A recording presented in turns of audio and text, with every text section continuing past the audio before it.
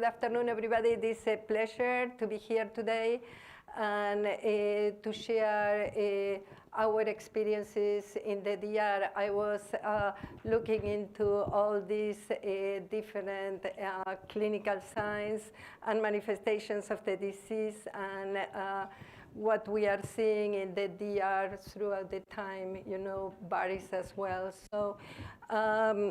The purpose of the presentation is to show you a little bit about the initial approach that USDA had when the disease was first reported, and even before the disease was reported in the DR, because we consider the DR a risk because of to the U.S. porcine industry because of many reasons.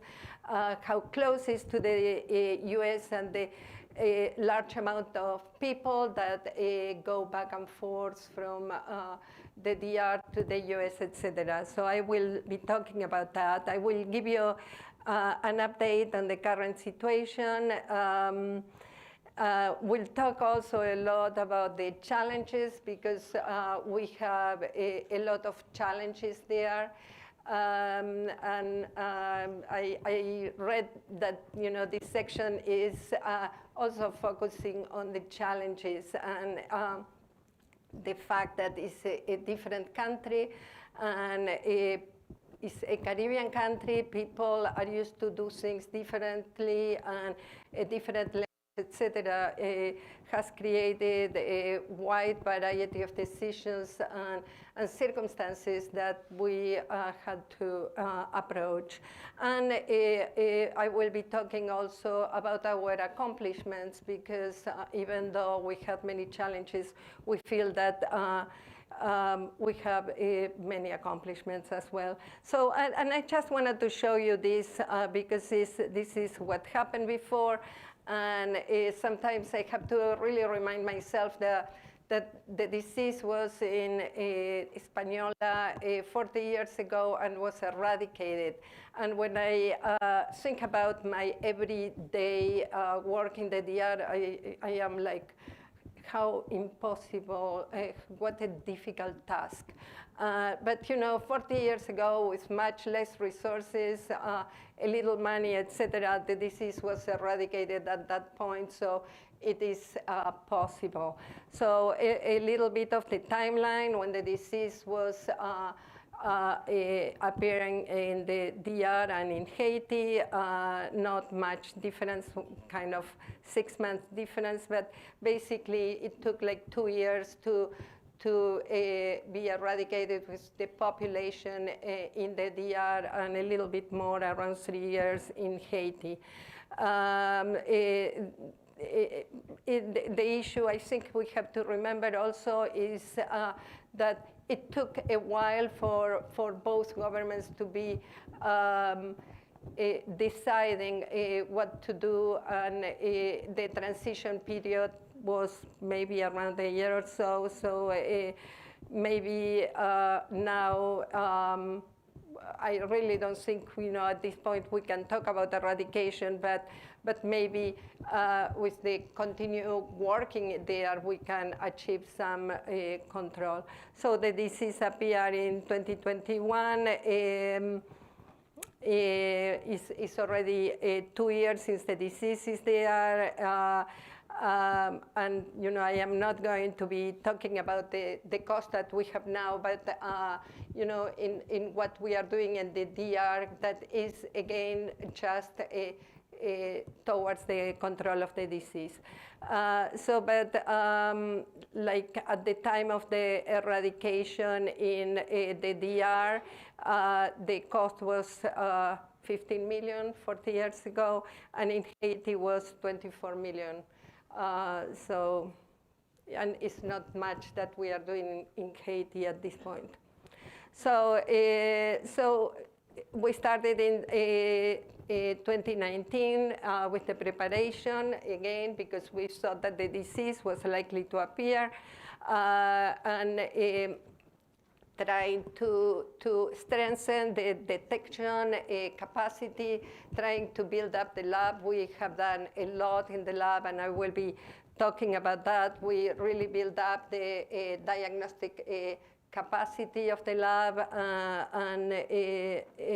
but at the beginning we had to evaluate how the lab was working at that point. In September, well, I think it was June 2021 that the disease appeared. In December, we tried to address the disease from different perspectives, having to include Haiti in many of the discussions, but in December we had a memorandum of understanding with the Dominican Republic, and this memorandum of understanding established an incident command, unified incident command, with AFIS and the DR working together to achieve the goals, and during all that time, the work on the disease was toward eradication. And that's why we established the incident command. So the signing of the Memorandum of Understanding, we had different meetings with Haiti, trying to figure it out what the U.S. could do to help them testing samples. At one point, there were many samples that they were tested in Plum Island. Now we are not testing. They are not sending anything. But and what was needed for them to improve the laboratory capacity. So this is long, just to show you how long it took to have everything in place. But I moved to the DR around April 2022. And we reevaluated the response and how to work with collaborators in the control of the disease. And we started seeing all the needs to build up the capacity there. And around the needs, we provided training. And I will be talking about the different work plans that we have in particular. In November 2022, like the directions toward the disease change, USDA realized that eradication will not likely happen, and we tried to focus the disease into achieving different milestones, and the disease changed from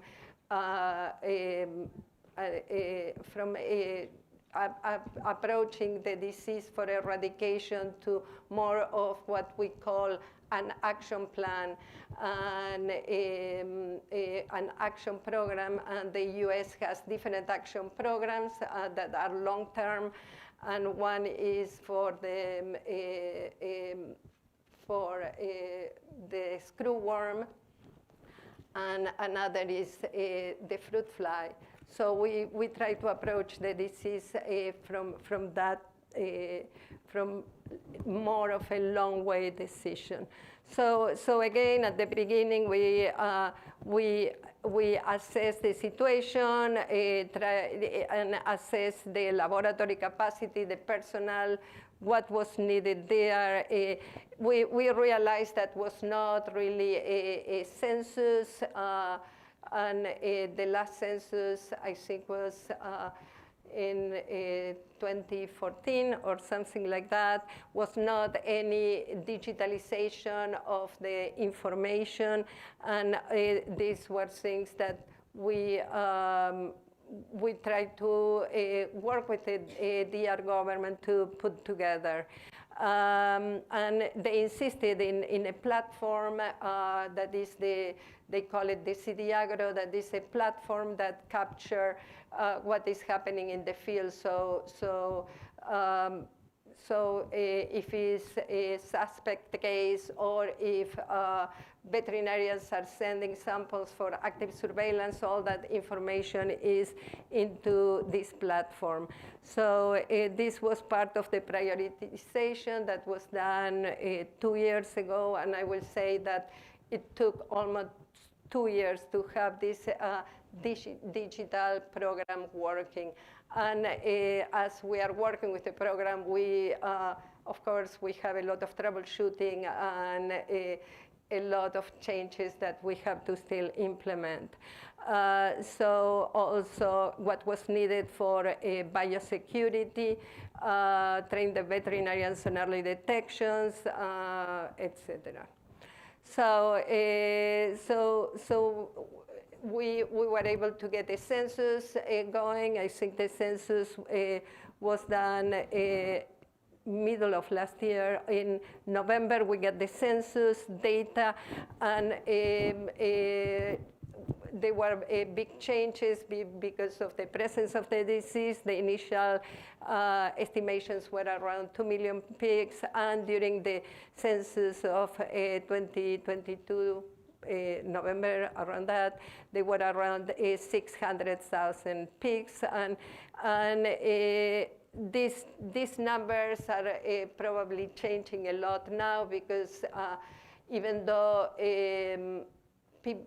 farmers are not allowed to repopulate, there's a lot of illegal repopulation, so these estimates might not be correct now. So this is the distribution of the porcine population in the DR, and as you can see, they are mainly in the north central area of the country, and it's important to know that over 10,000 farms have less than 25 pigs, so what makes the control really difficult. So what is the evolution of the disease and what we are seeing, what has changed? What we are seeing now, this is the last farm. We don't really get many large farms reporting signs of the disease. This was probably in June, so several months ago. This was the largest farm we got, in the last 4 months. Most of the cases that we have are due to passive surveillance now, but in small farms. So and this, again, might be related to the timing, because they want to be compensated, and they want to move as soon as possible, these large farms, so we don't really see a large mortality. In this case was 1.3%, and we see this disease mainly in the reproductive area, that the sows are affected, abortion, erythema, death, cyanosis.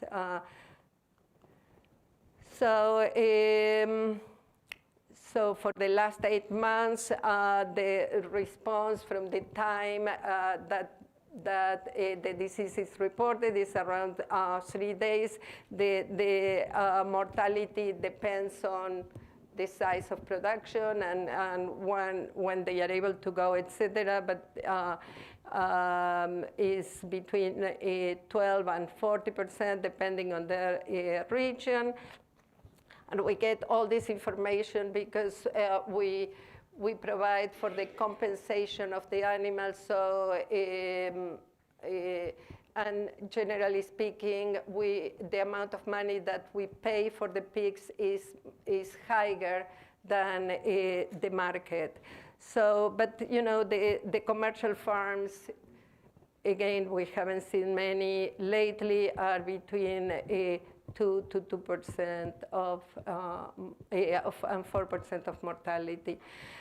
So it's not really much surveillance going on until now. We are planning to have an active surveillance scheme in the next 2 to 3 months to to figure it out, the true prevalence of the disease, but you can see that the number of producers submitted samples for ASF testing. This means that producers that have over 25 pigs will have, if they want to be compensated, they ever get the disease, they want to be compensated for ASF, they have to meet the regulatory requirement that is sending samples for testing every 3 weeks. And we have to be able to observe that retrospectively this has been done for at least 3 months. If they don't meet the requirements, they are not compensated. So, and the tests that we see are mainly reflecting this type of active surveillance. So the percentage of positivity, and we can see again what we see in the north, a large percentage of positivity, and these are a reflection of the passive surveillance. Farmers that will call generally are like small producers that will call with clinical signs of the disease, generally anorexia or death. So all this data, we have to be careful analyzing it because we only know what is reported to us until now. You know, again, our next step is to look into active surveillance using the census data and a particular methodology to be able to really assess the prevalence of the disease. So we do have a lot of cooperation from different collaborators, including University of Minnesota. So with the AICA, that is Inter-American Institute of Cooperation for Cooperation on Agriculture, we have our compensation plan. And this requires the presence of people who will go and verify that the numbers of pigs that are in the farm really meet what they are telling us, basically. And also they will take some data at the farm that we also analyze with our cooperators. So these verifiers are available, and whenever we need them, they will just gather that data. And with that data, we have a very comprehensive auditing system to be sure that we don't pay more than what we are supposed to pay. So we have a cooperation with OIRSA. We have different work plans with OIRSA. One was to build up the laboratory. We have to work on building the infrastructure of the laboratory. We provide all the reagents and everything to the lab. Also, the technical expertise of our expert from MPSL that will have been coming every 3 weeks for like the last 2 years. So I counted that there were around 160 people already coming to train and support all the testing that is done in the Dominican Republic.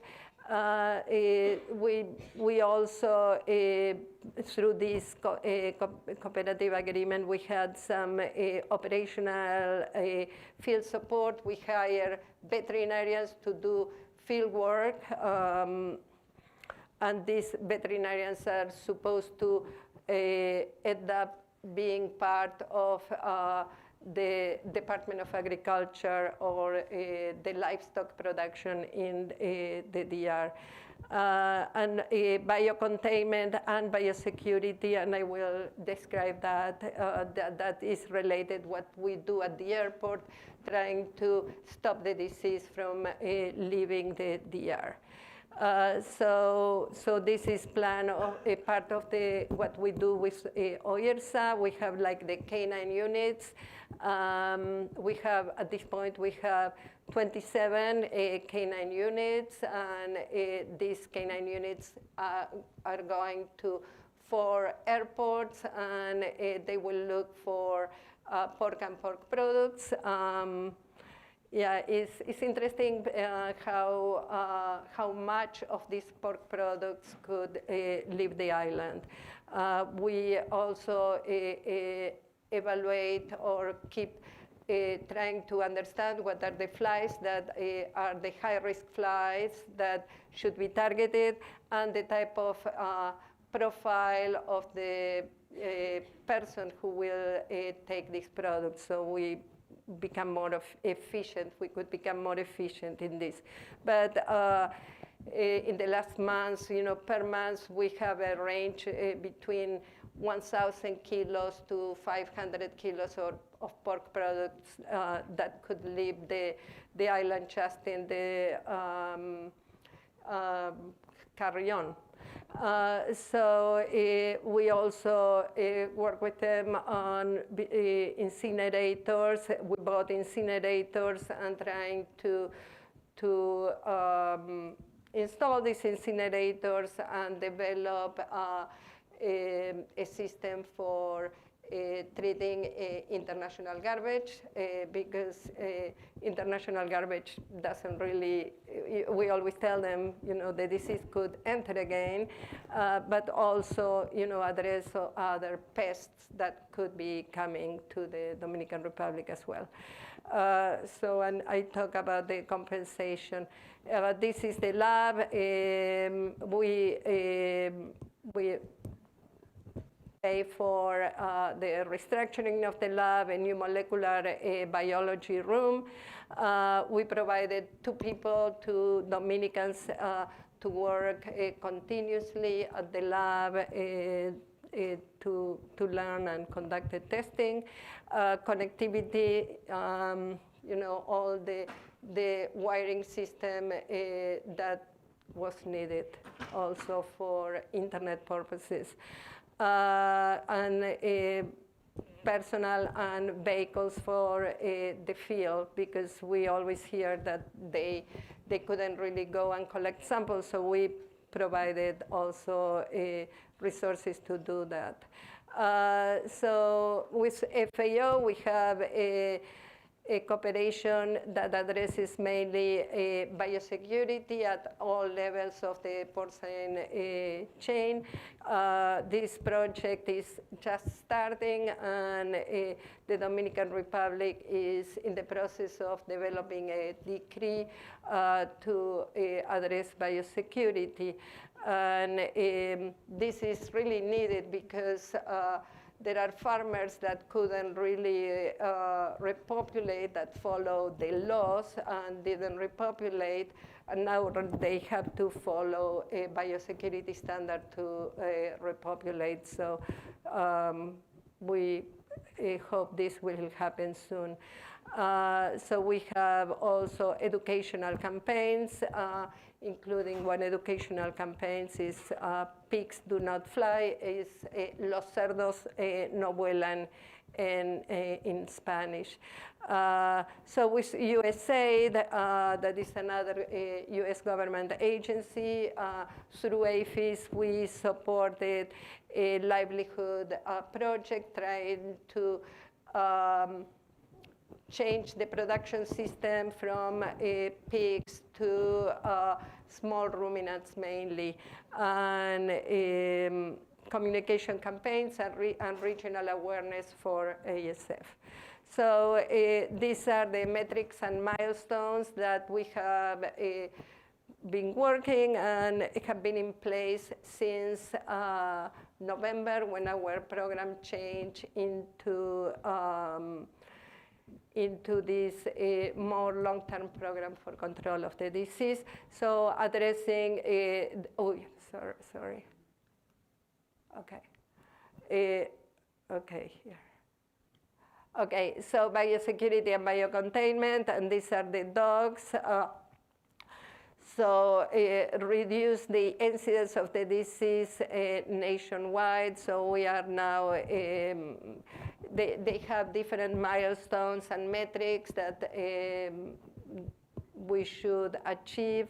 You know, and one of them will be like have some traceability and movement control. So, but you know, this reduce the incidence of the disease. We are focusing now on trying to understand what is the true prevalence. And this has been something that they really wanted to do, reduce the prevalence in an area of the country. First, we thought that was going to be the eastern side of the country. Then they proposed this peninsula, that is the peninsula of Samana. But unfortunately, not much happened there. So this is reducing the disease, in the country. So we have now the CDAgro. We have this digitalization of information. We have diagnostics, and we were able to get like the vehicles that we provided, so they could go into the field and conduct the testing. Also, we are able to test at the lab around 600 samples a day, and we are planning to increase that by using another methodology that is using MTM, getting like being able to test 5 samples together. So we think we can increase the number of samples tested by 5, hopefully. Movement controls, is not much going on there. They still have paper registries. We, at this point, since it is so much and so challenging, one of the alternatives that we see is trying to get at least the movements at the beginning before the animals are moved out of the farm and at the slaughter. And even those 2 movements, at least, you know, trying to encourage people and promote the guia, that is the document that they need to start moving the animals. Of course, all this, you know, is basically supported by us. We try to make it in a way that will become sustainable, and their system could continue working after we leave. And biosecurity at the farms, at the slaughterhouse, and feed mills, farms, you know, small farms, of course, lack of biosecurity, and slaughterhouses are a huge problem. So this is what is happening with the biosecurity project with FAO, and the farms are divided into different groups.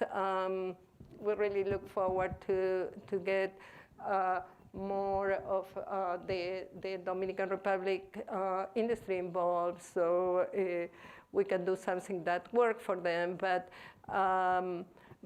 they have a problem now that some farms were repopulated illegally,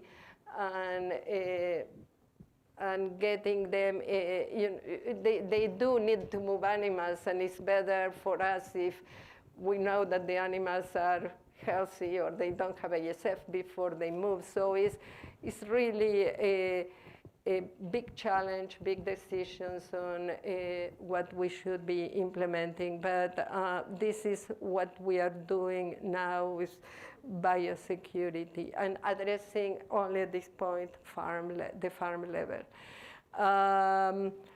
Okay, so I discussed this, and these are our dogs. And if any of you have been at the main airport in the Dominican Republic, the airport is very convoluted and is very distracted for the dogs. But it still seems that is working. We also provided funding for a canine binomial school that is in the Dominican Republic that is focusing only in agricultural products with particular emphasis on porcine products. So the intensified surveillance area, this was the project again to do that, but this is not happening. We have educational campaigns, and these are, we work on these ones with the embassy, the US Embassy in the Dominican Republic. All these people that have dual citizenship, they are Dominicans, Americans, they will need the passport every time they go to get a visa or to get a passport. They will get a pamphlet that will describe that pigs don't fly and that they shouldn't really take any pig or pig products. We have also been working with television, radio, on different platforms. And this is, let's see if I can make this work. Well, this was, I guess.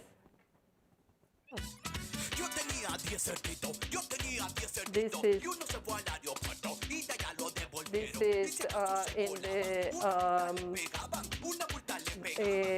radio, television, trying to get people interested, so they will not take pork and pork products out of the yard. A la hora de viajar a los Estados Unidos, evita transportar carne de cerdo y sus derivados como jamón, salami, jamoneta, entre otros. Más información en www.loscerdosnovuelan.com, Embajada de los Estados Unidos.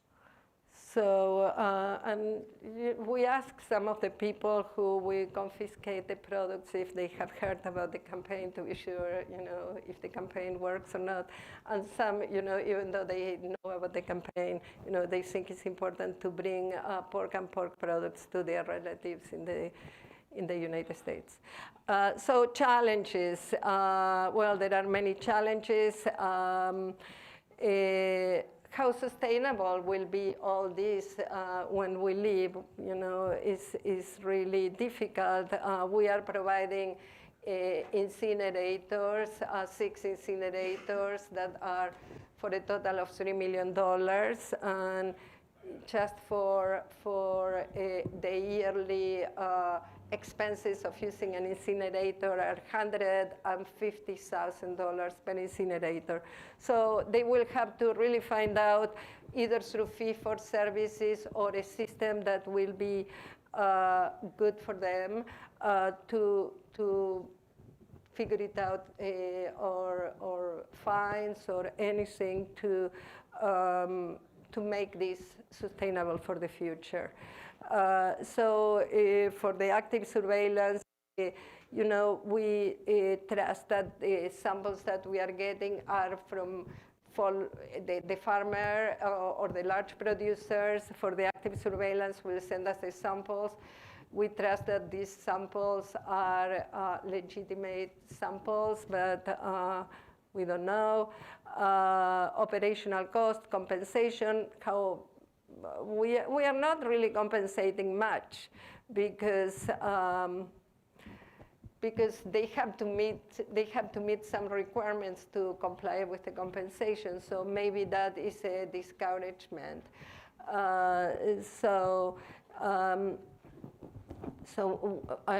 We don't really know how much longer the compensation will continue. Movement controls, there is not much there. We are moving forward with biosecurity and biocontainment, trying to develop a regulatory framework. There was not much of a regulatory framework, so we work on that. Also, the specific requirements, and the infractions, and that's something that is very difficult to do, the oversight, and even when it's a need to penalize, nothing really happened. Enforcement, effective, these things are very difficult to support, but we are, next year, we are trying to set up a group through an agency that could work with those particulars of enforcement and penalties. Okay, and another big problem now is, or big challenge, is the upcoming election. So the government doesn't really want to do much or do things that will look negative. So, and you all know about the vaccination. It was a vaccine trial that went on for like 3 to 4 months. They brought a vaccine from Vietnam, Navetco. They vaccinated around 459 pigs. Between 8 and 10 months. 10 weeks, it's weeks. And some of these were vaccinated only once, some were vaccinated twice. There were 52 controls. There were 4 sites, but the controls were not in each of the sites. So it was a difficult design, I will say. And these are the results that we got, with the adverse reactions and mortality, etc. This week, actually, the Minister of Agriculture has invited Manuel Porca to discuss the result of the vaccines. The idea of the minister was have the way I understand it is like more of a massive vaccination, but no decision has been made, and they will have this, they will be discussing this and figure it out what the next step is going to be. So I talk about some of our accomplishments. This was a big accomplishment, the cleaning and disinfection of all cases. There were many cases at the beginning that they were not closed because it was not cleaning and disinfection, so we addressed that. And we conducted 2 cleaning and disinfections, I think, on those cases. And we also saw that from those that had cases, 33% were repopulated. We continue with the compensation, following more strict requirements. And we really want them to follow their own regulations. So if you follow your regulation, we will compensate you. Also, we started 2 cleaning and disinfections for the new cases. If they don't have 2 cleanings and disinfection, and this is done by the government, we will not compensate. And the government has to show us that this was done.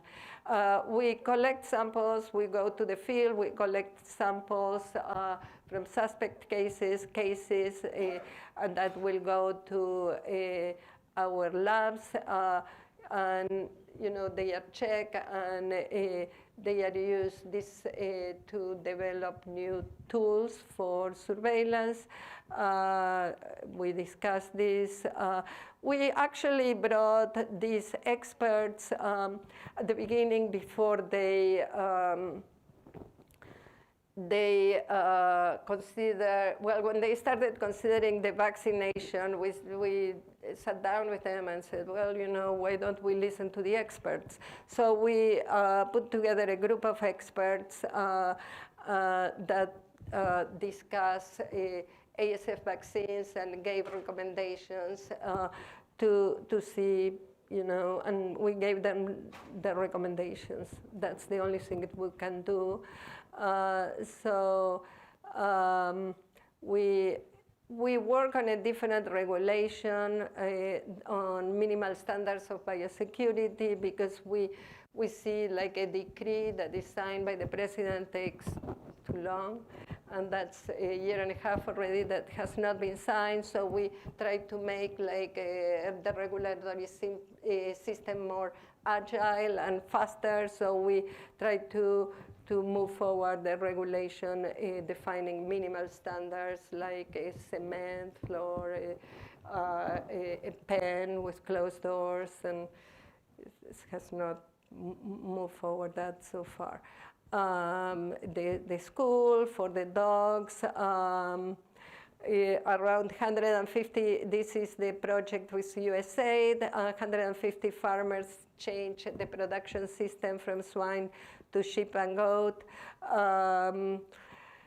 Okay, so and we are moving forward now. We have like the active surveillance, and we plan to have a pilot on movement control. This is our team until recently. Now we have only 4 people. And this is also a way that we do our advertisement. It's a lot of traffic in the DR. So, we are stuck in traffic for hours, and I am learning a lot from the car that is in front of me. So I said, let's do it this way. So, and we have them in buses, but also all the cars that were purchased with our money are really easily visible everywhere. So, and the same, for our people who will move the canine, to the airports, etc. So that's it. So thank you.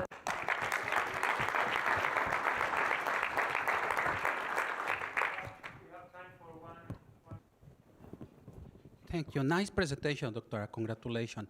From your point of view, what will be the biggest challenge to Dominican Republic in this moment with African swine fever? The biggest? The biggest. Okay. I think, and one of the most important points that I see that they really have to pay a lot of attention and to move it forward, and it's a big challenge because we really need the government to be working on that, is enforcement, have a system of enforcement, penalty, people understanding the laws, and understanding the consequences.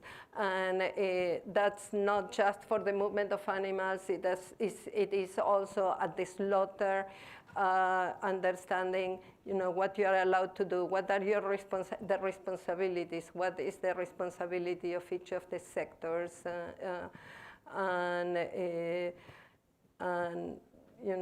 meeting the requirements.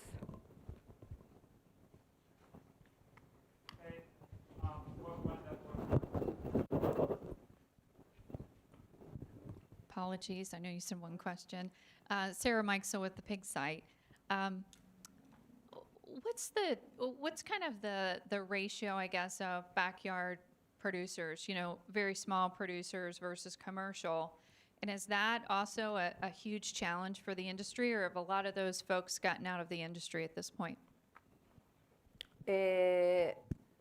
Well, I think, the large producers are probably half of what they were before, because the large producers are unable to, they are really more visible. If they are bringing pigs to these large farms, so they cannot do it. And it's also all this illegal repopulation, right? And this illegal repopulation that is much more difficult to address. These are very small farms, illegal already. So these farms are increasing and are more of a challenge. Sure.